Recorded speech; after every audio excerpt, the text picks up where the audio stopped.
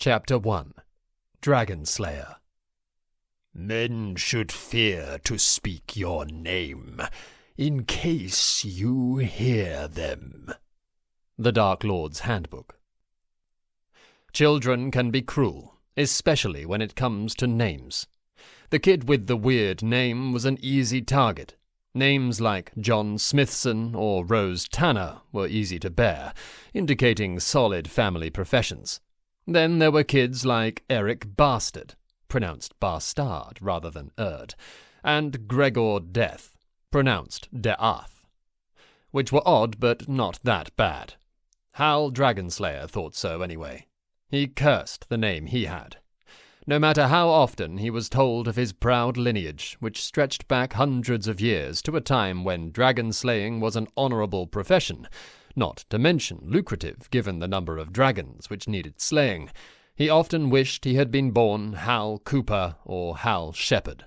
He would have settled for Hal Knobmaker and all the dick jokes that would have gone with it.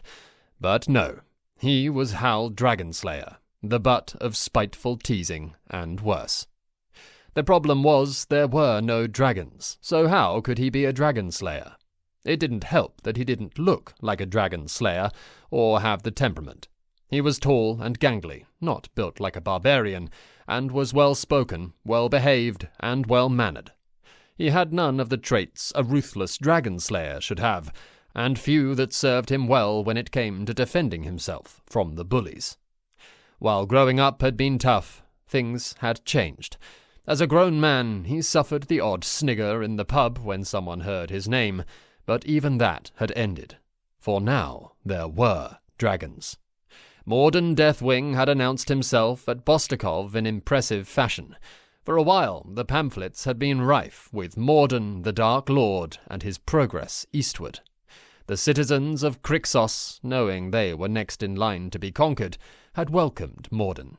They petitioned him to turn into a dragon and terrify them, a petition he had duly obliged, and which the populace instantly regretted when they experienced the marrow-melting fear when faced with a Deathwing dragon. And then he was gone, seemingly chased across the sea by Count Vladovich and his army, who had swept up the Dark Lord's temporary conquests and returned things to normal. For Hal, though, life could never be normal again. There was a dragon in the world, and he was a dragon slayer. The end of his line.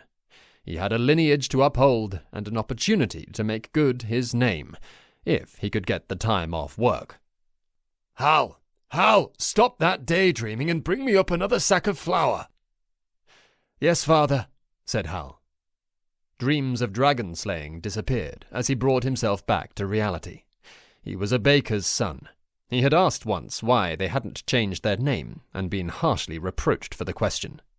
We're dragon slayers, had been the reply from his father, though clearly they were not.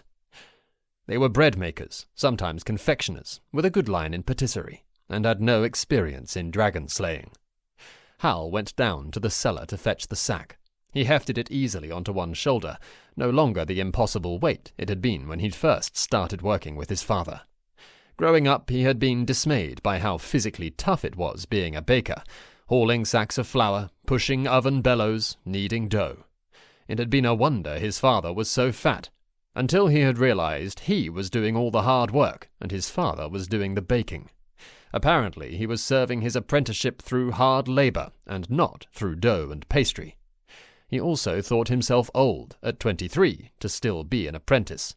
It was true his father let him do some baking, but only once all the laborious chores had been done. He didn't mind, though. He was lucky to have such good parents.